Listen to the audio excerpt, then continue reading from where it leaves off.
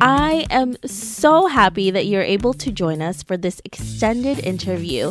Make sure to visit theoffbeatlife.com. Again, that's theoffbeatlife.com to get more killer resources.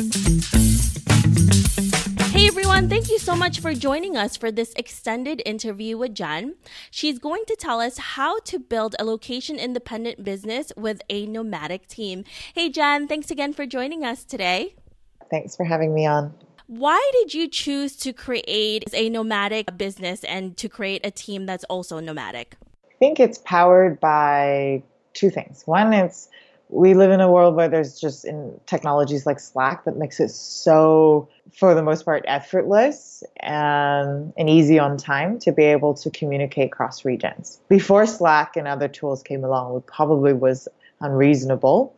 So now with technology, we can. The second part is when you look at the cost and overhead of your business, staffing is probably a pretty significant part.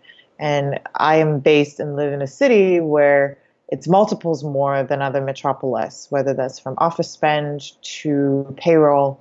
And so from a financial perspective, I wanted to see if there were ways to be able to work with team members all around the world so then it's financially more viable. And I'd actually say the last one, a third one, is when you have team members sitting in different parts of the world, working in different time zones, they're just dialed into a different kind of thinking and even set of resources. And so you essentially have people working with you and for you 24/7. It's not a 24/7 yet. They need to rest. But truly there are. I've also met other entrepreneurs who've set it up that way, where they literally have team members across the time zones. And so as the day moves past, someone somewhere is always working. And that's a heck of a competitive advantage to run fast. What is the first step you need to do in order to prepare your business to become location independent? I think the nature of your business and the business model really matter. So if you're a brick and mortar, if you're high inventory, if you are an offline business, even if it's an online business that requires offline support and logistics, that isn't as nomadic or location independent in its business model. And some teams prefer to touch and feel and being able to build something that they can see. Whereas if it's a business that genuinely, if you were to close your eyes, get on a plane for 16 hours and it doesn't stop and it still runs, then that's a good enough criteria to be location independent. Those are usually always the ones that are toughest to build in terms of margins and finding the right audience. Because it is so nomadic, the likelihood is there's a lot of other teams doing it. It's highly competitive. But that would be a criteria that I'd think about before even. At the end of the day, you shouldn't be building a business to be location independent, but you can be location independent based on the business that you build. How do you build the perfect nomadic team? I don't think we've figured out perfection, so to speak. It's still trial and error. It's still experimenting.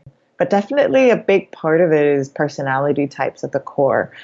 There will be individuals and candidates who feel connected and feel productive when they get in-person feedback. And these are things that you can interview for and create a profile for your ideal candidate. But those are not individuals who would feel supported if they were just working on their own computer, sitting somewhere by themselves all day. Whereas there are candidates who prefer that kind of working style. They feel they can be more focused, they're less bothered, and they prefer themselves being location independent. And so hiring the wrong person and putting it into this kind of configuration can also create a lot of tension for the team.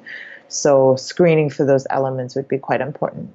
What services or resources do you use to make your life easier as a location independent boss?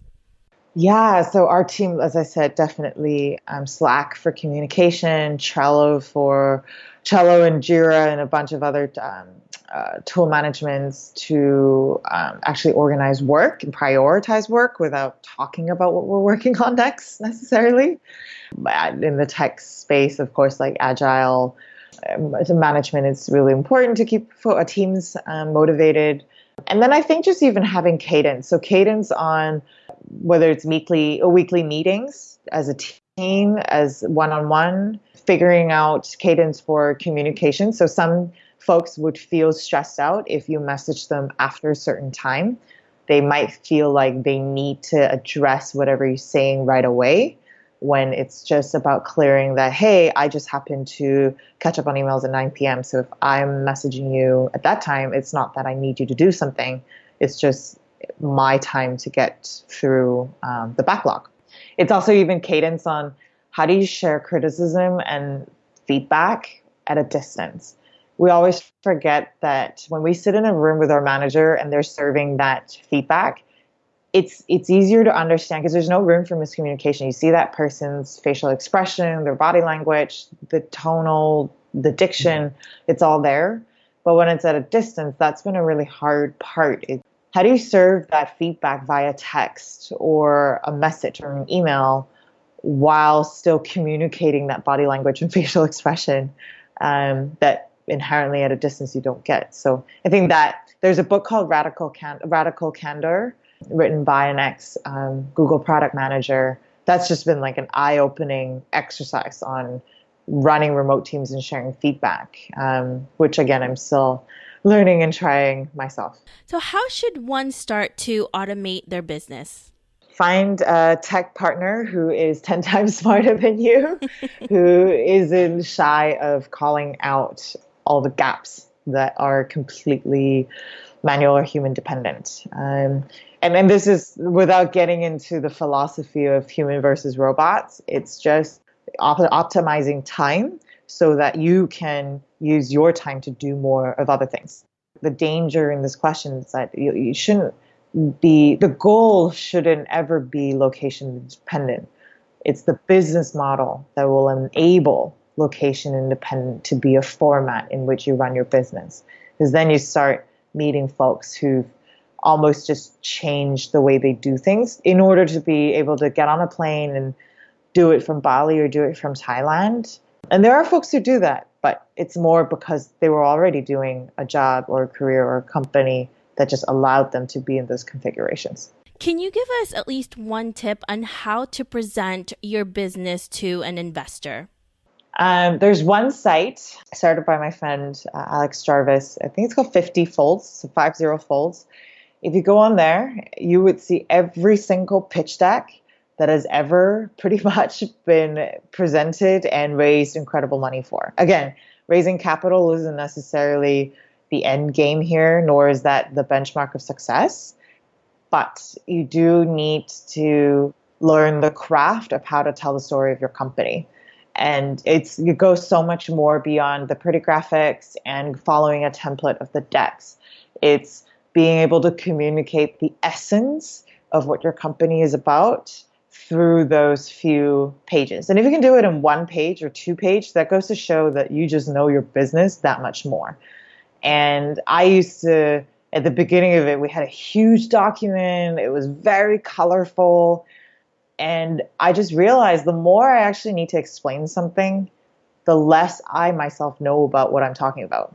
Someone on the other side, the investors, only have so much time on their day.